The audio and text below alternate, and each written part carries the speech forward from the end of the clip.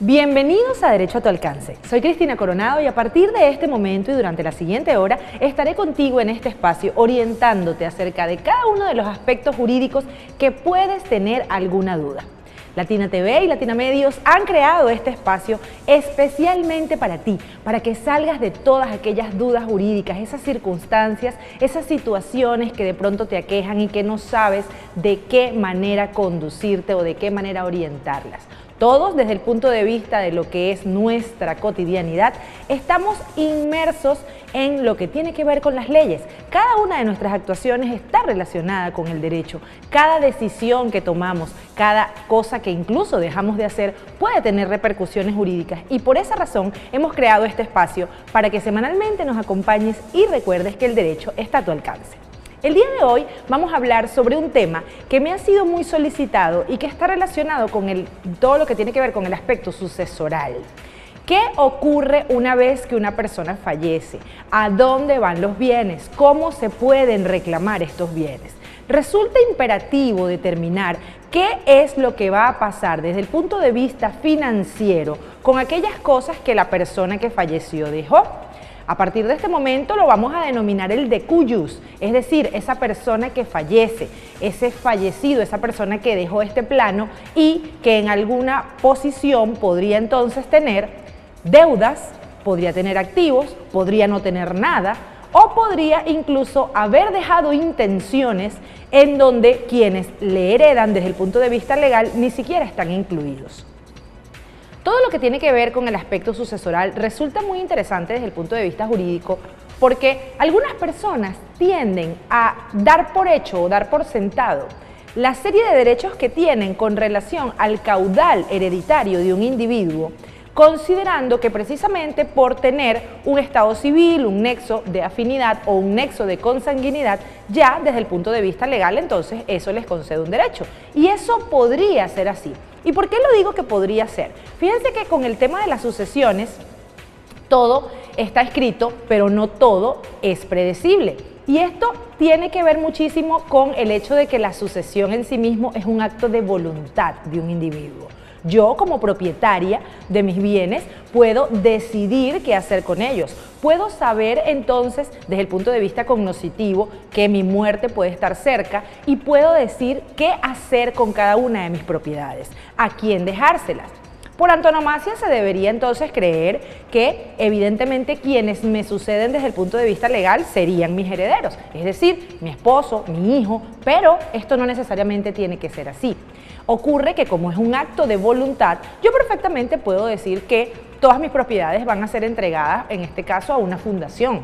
Pueden ser entregadas a una persona que yo conozco y con la cual siento que tengo algún tipo de deuda moral. Pueden ser entregadas a un instituto académico. Y esto es algo que es completamente impredecible, pues precisamente por esa situación jurídica que tiene que ver con ese acto volitivo de decidir qué voy a hacer con mis bienes. El punto es que a veces esto de la muerte es tan inesperado que ni siquiera sabemos qué hacer, a dónde acudir, cuál es el mecanismo jurídico, cuáles son las reglas, las estrategias procesales para poder hacer valer esos derechos que se tienen. ¿Qué pasa con los hijos que han nacido fuera de matrimonio, pero que realmente pertenecen desde el punto de vista de línea sucesoral por tener derechos biológicos que no han sido reconocidos? ¿Qué pasa con las deudas? ¿Qué pasa con las compañías anónimas a las cuales de pronto pertenecemos, pymes o algún tipo de institución desde el punto de vista jurídico? Una persona jurídica que tenga entonces un tipo de responsabilidad, un tipo de carácter patrimonial que implique justamente todo lo que tiene que ver con una sucesión. De todo esto vamos a conversar el día de hoy para que vayamos orientándolos a cada uno de ustedes acerca de cuáles son esos pasos a seguir en materia sucesoral y que no queden justamente desprovistos de la información necesaria ante una circunstancia tan grave como esta, en la cual evidentemente las emociones no les dejan ver qué es lo que está pasando y qué decidir desde el punto de vista objetivo. Recordemos que al perder a un familiar estamos obnubilados justamente por esa sensación emocional de todo lo que tiene que ver con ese duelo. Pero, y luego hay un montón de cosas jurídicamente que hacer, hay una serie de obligaciones que cumplir. Una vez entonces que ha pasado el duelo, es que tenemos que empezar justamente a hacer lo propio.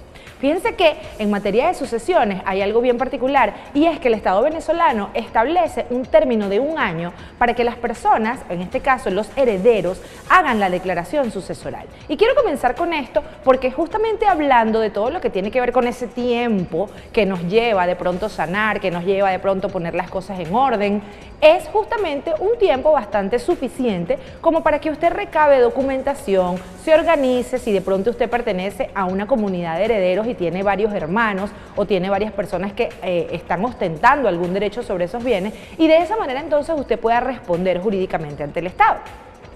Así las cosas, vamos a partir entonces del primer supuesto, y es el determinar cuándo se abre una sucesión. Se puede hablar de una sucesión cuando una persona tiene alguna condición médico-legal que le inhibe de tomar alguna acción. Por ejemplo, una persona tiene un accidente de tránsito o un accidente cerebrovascular que le incapacita y lo coloca en coma, lo tiene allí incapacitado una cantidad indefinida de tiempo, y podríamos hablar desde el punto de vista médico como una persona con muerte vegetal. ¿Podremos hablar allí de una sucesión? Pues la respuesta es no. Evidentemente, para que proceda una sucesión, debemos estar en presencia del fallecimiento. El acta de defunción es entonces, por antonomasia, el documento probatorio per se que da cabida al inicio de una sucesión. La sucesión en sí misma es un procedimiento. Todo lo que tiene que ver con el aspecto sucesoral inicia justamente con el fallecimiento de un individuo. Y desde el punto de vista legal, para decir que una persona falleció, entonces necesitamos un acta de defunción.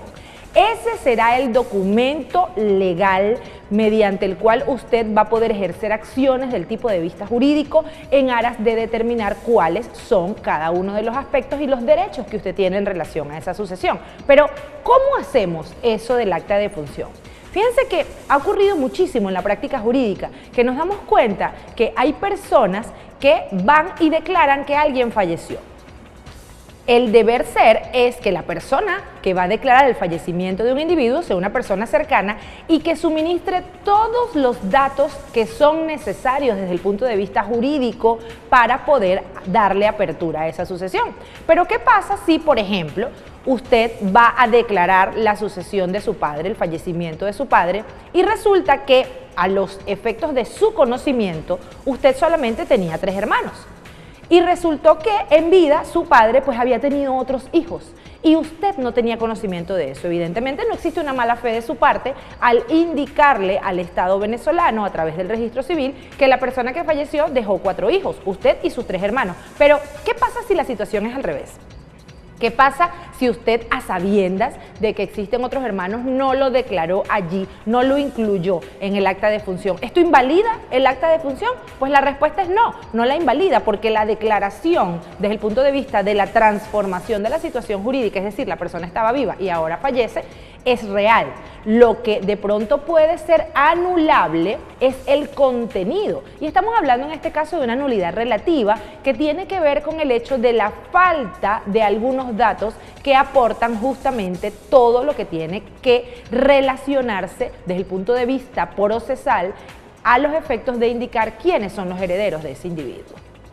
Imagina entonces que usted es ese hermano que nació fuera del matrimonio y que se entera que su padre fallece, y cuando va a solicitar los derechos que le son propios en aras de ser incluido en ese caudal sucesoral, usted se da cuenta que el acta de defunción entonces carece de esa mención mediante la cual pues usted tiene ese derecho.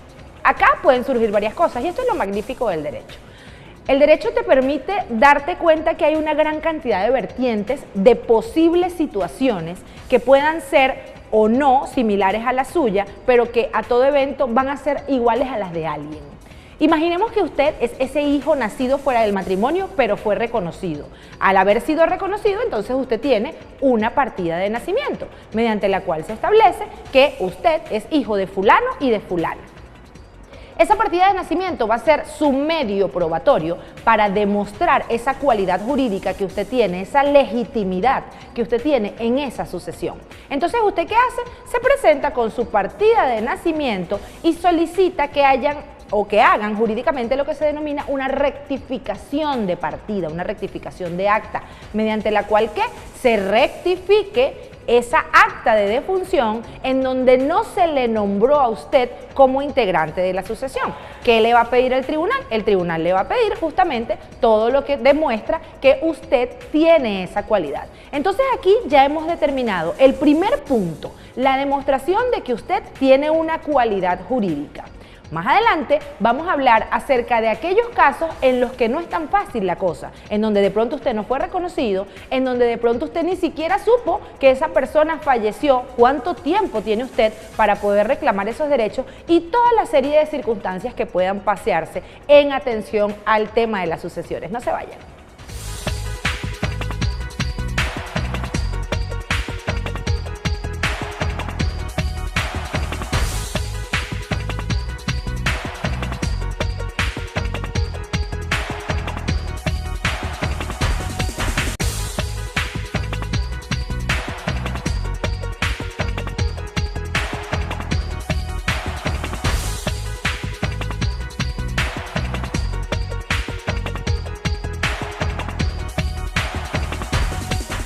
Estamos de vuelta en Derecho a tu Alcance, conversando el día de hoy acerca de todo lo que tiene que ver con la materia sucesoral, las herencias, eso que nos pertenece, eso que nos corresponde por ley, ¿realmente nos pertenece?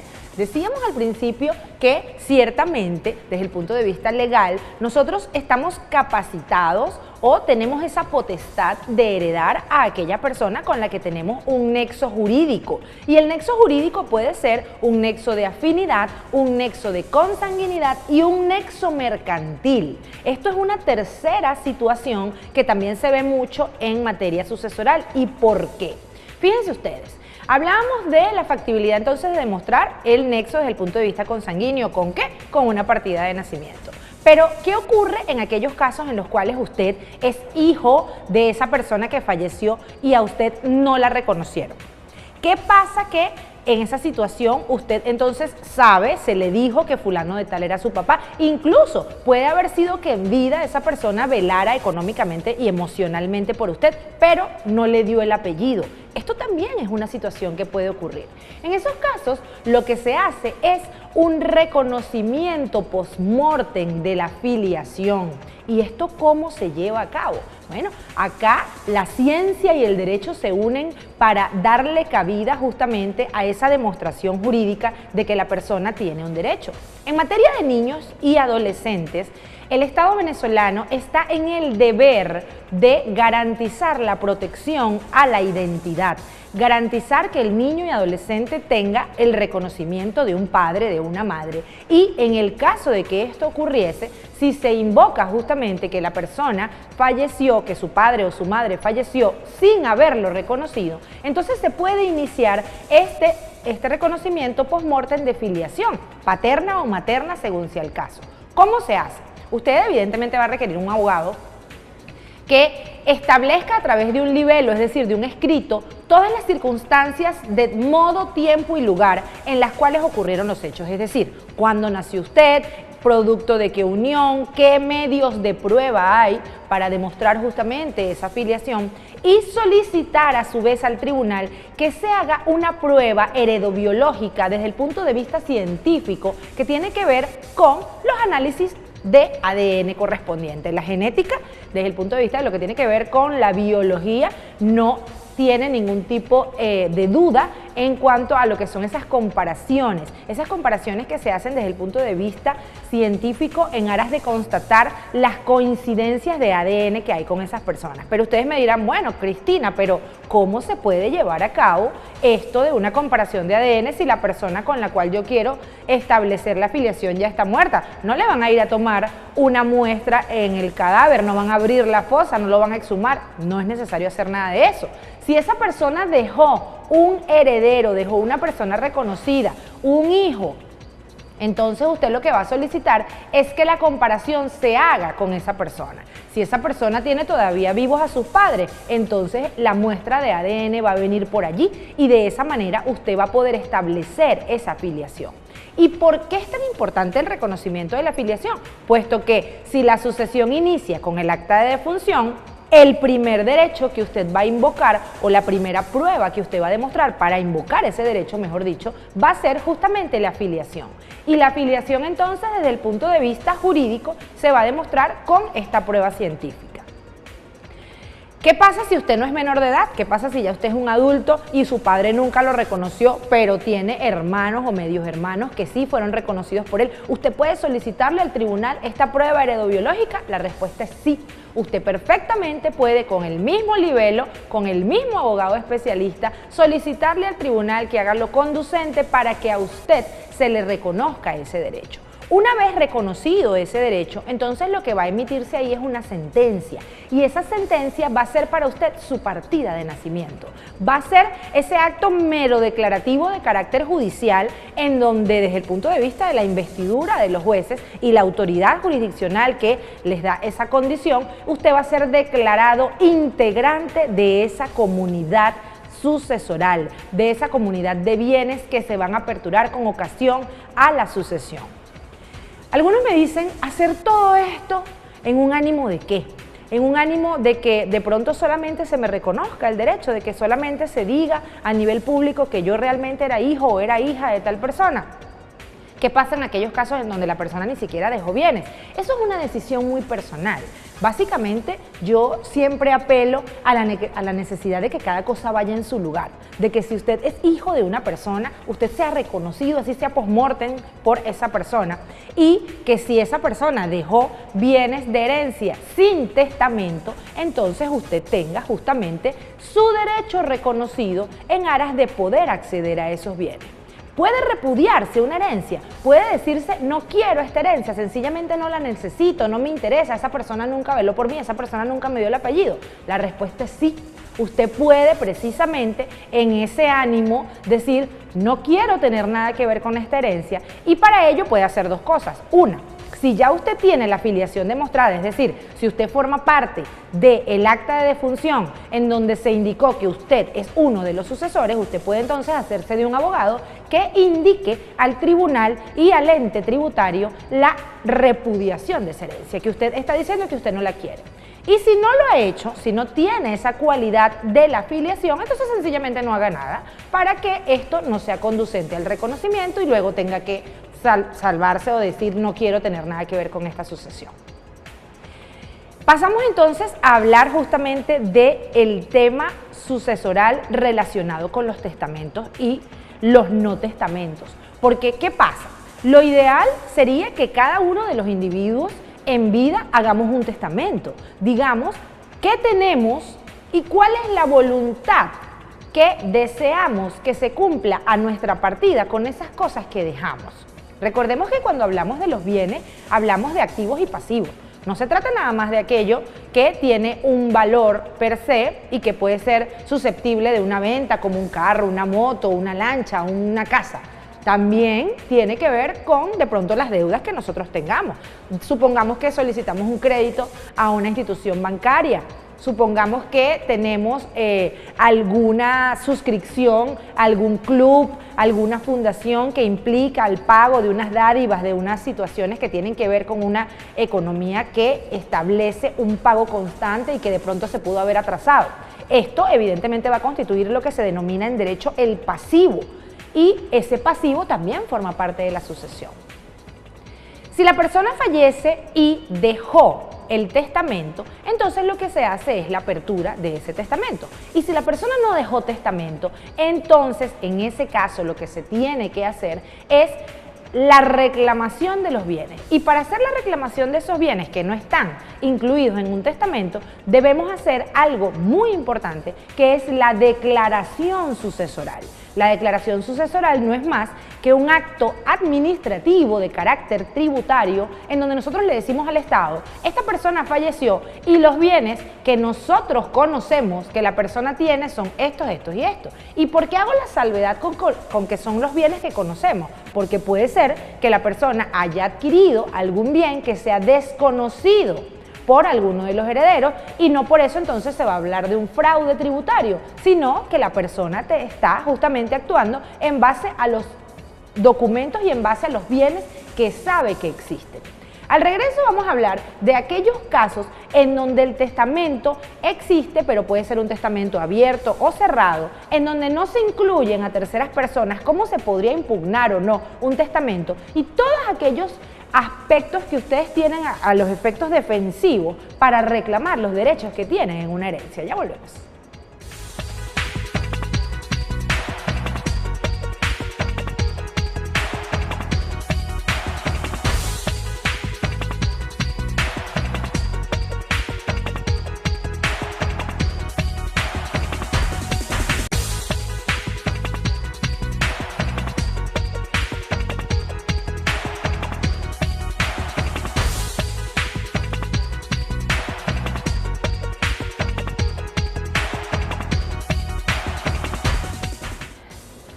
Regresamos a Derecho a tu Alcance, conversando en la mañana de hoy acerca de todos los aspectos que tienen que ver con el tema de las sucesiones, las herencias, aquellas cosas que usted puede y no puede hacer, cómo hacer que se reconozca ese derecho que usted tiene sobre esos bienes que dejó esa persona que falleció.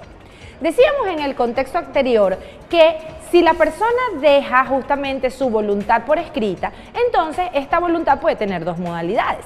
La modalidad del testamento abierto o del testamento cerrado.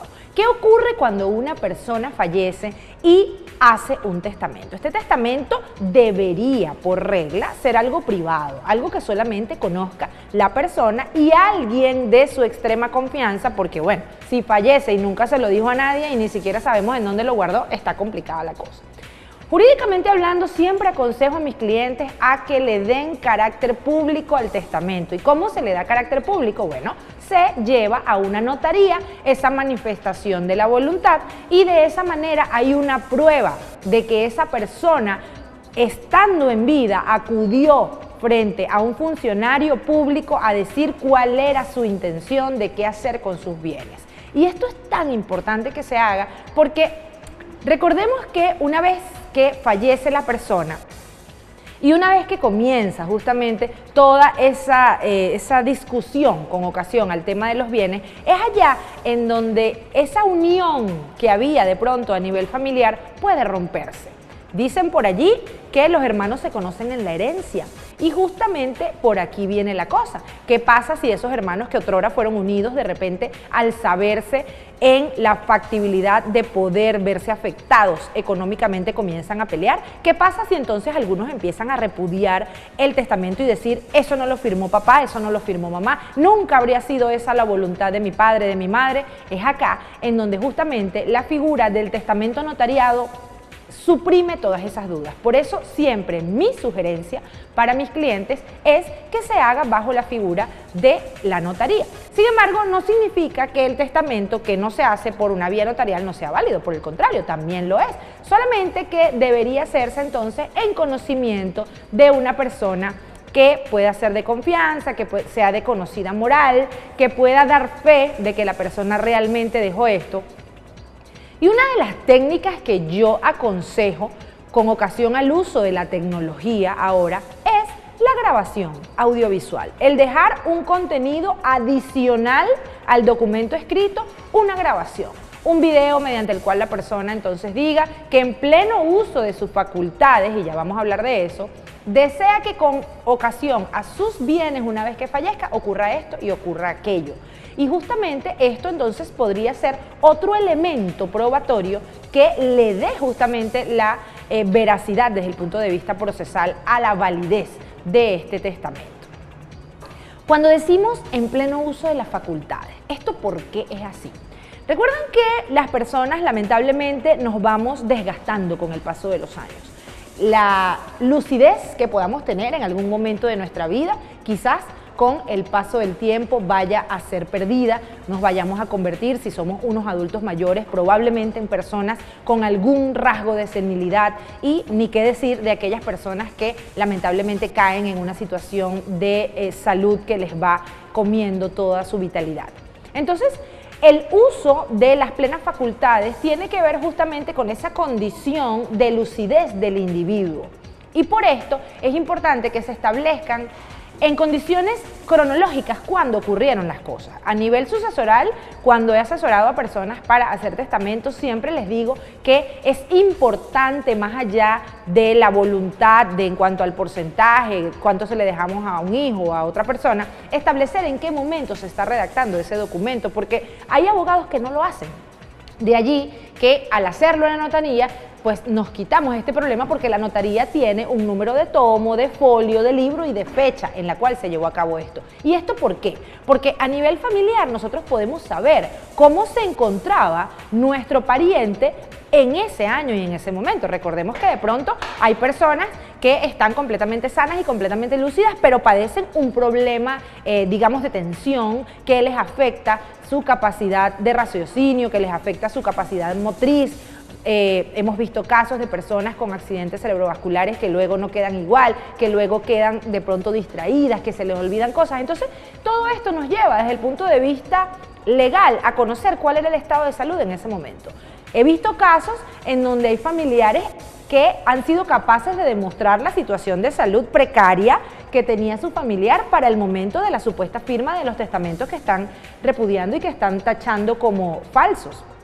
Y esto es validísimo, porque en realidad, si usted tiene un control médico, si usted tiene unas historias médicas y una serie de pruebas que pueden ayudar en un eventual juicio de sucesión, pues todo esto sirve. El punto es que usted sepa hacia dónde va justamente todo este aspecto en aras a conocer esa voluntad del individuo.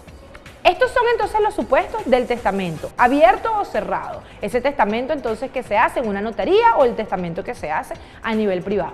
Pero ¿qué pasa en aquellos casos en donde no hay ni siquiera testamento? ¿Qué pasa en donde esa persona de repente falleció de manera inesperada? Un accidente de tránsito, estas personas incluso que quedaron con un padecimiento severo post-COVID y que de repente entonces mueren repentinamente por un infarto, por decirlo menos. Esto genera realmente una situación jurídica compleja. ¿Y por qué es así? Bueno, porque al no haber dejado un documento mediante el cual se expresa su voluntad, lo único que se puede hacer es acudir a las reglas jurídicas en cuanto a la partición de bienes sucesorales. ¿Y cuáles son estas reglas? Imaginemos que esa persona que fallece de manera inesperada tenía 2 hijos y una esposa, supongamos que es un hombre. Este hombre que fallece, entonces, tiene un 100% de una herencia. Los hijos podrían decir, bueno, me corresponde, como somos 2 hermanos, el 50% y el 50%, pero eso no es así, porque ¿qué ocurre?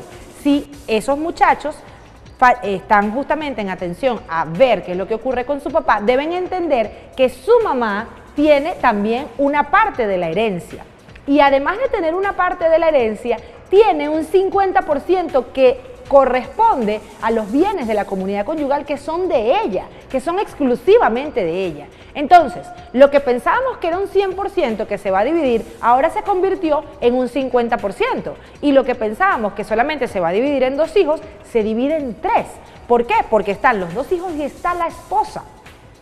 Y esto es importante que lo sepamos porque hay mucha duda al respecto. A veces creen que una persona, supongamos, falleció y tenía 4 casas y tenía 4 hijos, entonces para cada uno de sus hijos una de las casas, y esto no necesariamente es así. Ocurre que cada uno de esos bienes inmuebles puede tener un valor diferente, puede tener una característica bien particular que haga que uno u otro heredero no esté de acuerdo con que le den una u otro inmueble, y además el tema de una posible cónyuge, un posible cónyuge que evidentemente va a establecer allí o va a invocar esos derechos que tiene. Por esta razón, entonces, en cuanto a todo lo que tiene que ver con las reglas de partición, debemos saber que de no ponerse de acuerdo los herederos, porque esto es importante también que se sepa, en derecho siempre se apela a la voluntad de las partes. Los jueces y los abogados entramos en el juego cuando ustedes no pueden ponerse de acuerdo.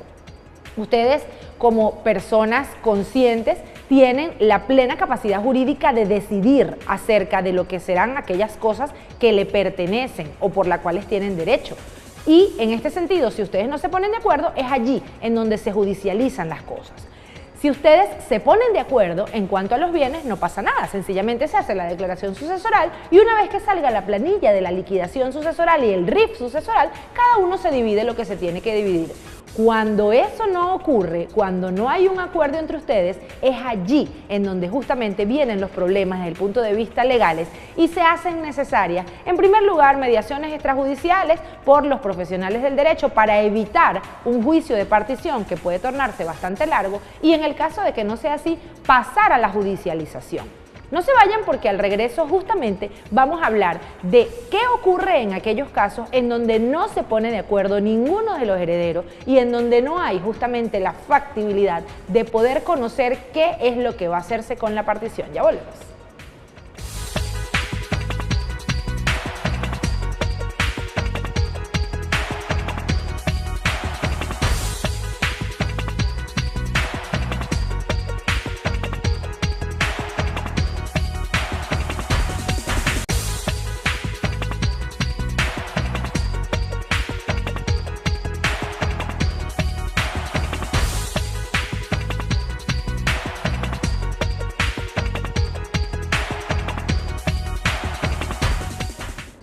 Regresamos a Derecho a tu Alcance en esta cuarta parte del programa y parte final, en el cual hemos conversado el día de hoy acerca de todos los aspectos que tienen que ver con las sucesiones.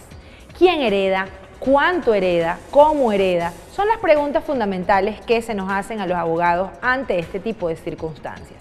Hemos dicho que quien hereda o quien tiene justamente la cualidad jurídica es aquel que demuestra el nexo.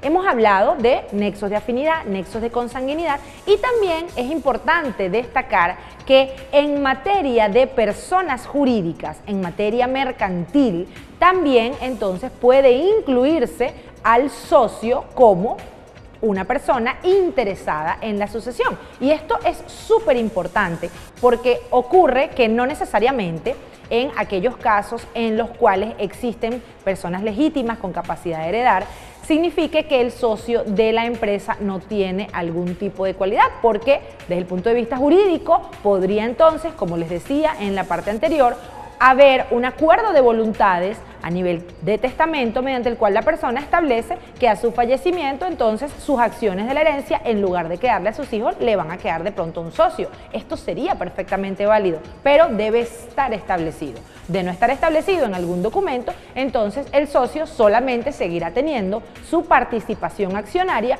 y serán los herederos quienes podrán reclamar esas acciones en esa empresa. En alguna oportunidad tuve un caso mediante el cual los herederos de un ciudadano que tenía una empresa bastante sólida para el momento de su fallecimiento, quisieron entrar de una vez en el juego mercantil invocando su derecho a la sucesión. Y esto no es así. Ciertamente, desde el punto de vista legal, cuando una persona fallece, sus hijos le van a heredar. Sabemos que eso es así. De hecho, direccionalmente es el primer lugar al cual apuntamos. Sin embargo, esto no significa que si la persona falleció hoy, usted mañana va a ir a reclamar de una vez su puesto en la empresa. ¿Por qué? Porque debe haber un trámite jurídico, debe haber una serie de actuaciones que se llevan a cabo para poder reconocer jurídicamente ese derecho. Imaginemos que de pronto esta persona que fallece dejó 4 hijos y los 4 quieren ingresar a la empresa y tomar cada uno sus propias decisiones y reclamar cada uno sus acciones. Entonces, ¿cómo queda la estabilidad de este grupo financiero y cómo queda incluso para el resto de los socios la injerencia de todas estas personas? Entonces, de allí que sea tan importante darle orden a todo lo que tiene que ver con el aspecto sucesoral. Murió la persona, dejó varios hijos y estos hijos no se ponen de acuerdo. Supongamos que la persona falleció, no dejó testamento y en este sentido entonces ya vienen las reglas propias de la partición que establecen las leyes venezolanas. Los hijos entonces comienzan en la diatriba. Papá dejó una finca, dejó una lancha, dejó una casa, dejó las acciones en la empresa y yo soy del criterio que todo eso debería venderse y repartirnos el dinero por partes iguales. otro de mis hermanos está de acuerdo conmigo, otra de mis hermanas dice no, yo voy a mantener la empresa, yo no quiero que se venda la empresa, y otro de mis hermanos dice, yo quiero solamente conservar la casa de la playa. Esto puede convertirse en un problema. Inicialmente lo que se hace es tratar de llegar a una mediación extrajudicial. ¿Esto qué es? Esto no es más que una mesa en la cual nos sentamos, un abogado especialista y las personas que tienen la duda, en este caso los integrantes de la sucesión.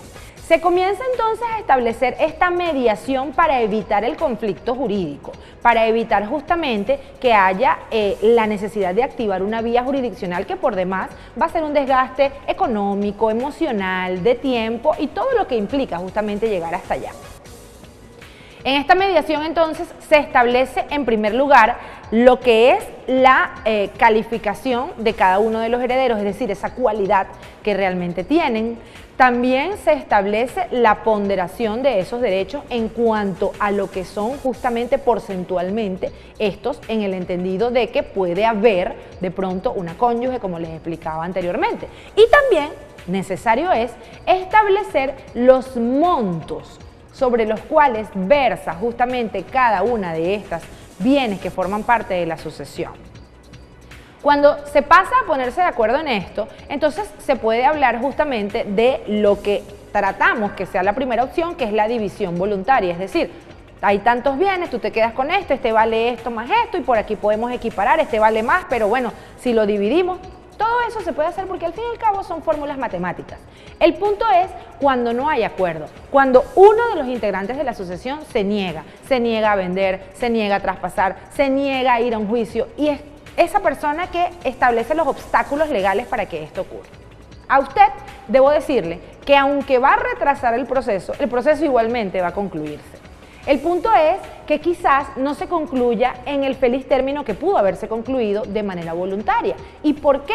Porque generalmente cuando las personas no se ponen de acuerdo en el precio de uno de los bienes inmuebles, por ejemplo, lo que va a ocurrir es que se hace un remate judicial.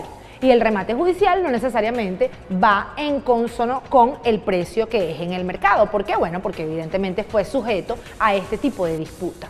Así las cosas, también es súper importante que usted sepa que todo aquello que tiene que ver justamente con el aspecto sucesoral en relación a las ventas de esos bienes debe contar con la autorización de todos los integrantes de la sucesión.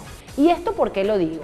De pronto a usted le gusta una casa, le encanta esa casa, le parece que está en buen precio, le parece que usted la puede comprar y usted sabe que esa casa forma parte de una herencia, es decir, la persona que era dueño de la casa falleció y los hijos, pues, considera usted que tienen la intención de venderla. Usted hace la oferta y de pronto de los 4 hermanos, 3 se ponen de acuerdo con usted, le dicen que le parece perfecto y cuando van a hacer la transacción propiamente dicha, uno de los hermanos dice, yo no estoy de acuerdo en vender la casa y no la voy a vender. Esto hace que el negocio se caiga.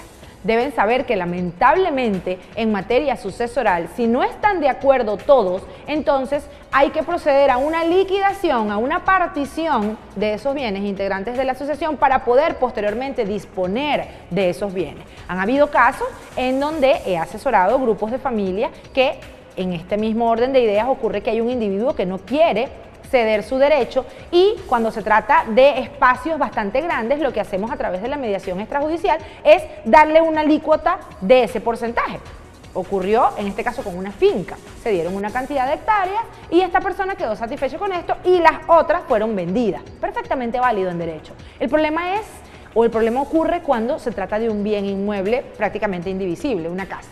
¿Qué va a hacer? Usted se va a quedar con una habitación. ¿Cómo va a ser el uso de la cocina? ¿Cómo va a ser el uso de los baños? Esto es lo que realmente genera la controversia jurídica. Para ello, mi asesoría para ustedes es justamente que busquen la vía para llegar a una mediación extrajudicial en el ánimo de defender y de respetar los derechos de cada uno de ustedes, que cada uno como integrante de la sucesión tenga, a fin de poder constatar justamente que la partición se haga de la manera más equitativa.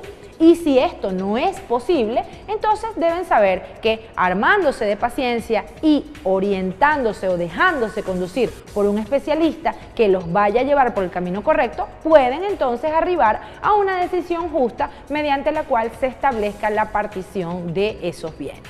Finalmente, no quiero irme sin hablar en cuanto a lo que tiene que ver con aquellos familiares o aquellos herederos que no tienen capacidad civil. Me refiero a las personas que de pronto están enfermas, están supeditadas desde el punto de vista biológico y cognitivo por alguna condición. Puede ser una patología base al momento de nacimiento o puede ser algo sobrevenido con ocasión de un accidente. Imagine que usted entonces pierde a su padre, a su madre, y quiere empezar a disponer de los bienes. Usted tiene 3 hermanos, pero uno de sus hermanos es incapaz civilmente, ¿ok? Nació con alguna condición, nunca estudió, tiene una restricción desde el punto de vista médico, no se puede valer por sí mismo. ¿Qué se hace allí? ¿Cómo puede hacerse para tener la firma de esta persona al momento de decidir en cuanto a algunos bienes si ni siquiera tiene capacidad desde el punto de vista de raciocinio? La interdicción civil es un acto jurídico mediante el cual se solicita al tribunal que, verificada la condición de salud de esta persona, temporal o permanente, se establezca entonces esta decisión mediante la cual se indica que la persona no está potestada para ejercer estos actos de disposición y en consecuencia requiere de un tutor, de un curador, una persona que lo represente legítimamente y que no afecte sus derechos. Esto evidentemente es un proceso adicional a la sucesión, pero es necesario que se haga, porque si no, no se va a poder disponer de cada uno de esos bienes. Espero que toda esta información suministrada el día de hoy haya sido de utilidad para ustedes y les recuerdo que pueden enviarnos cada una de sus dudas al número que ven y nosotros con todo gusto se lo responderemos semana a semana.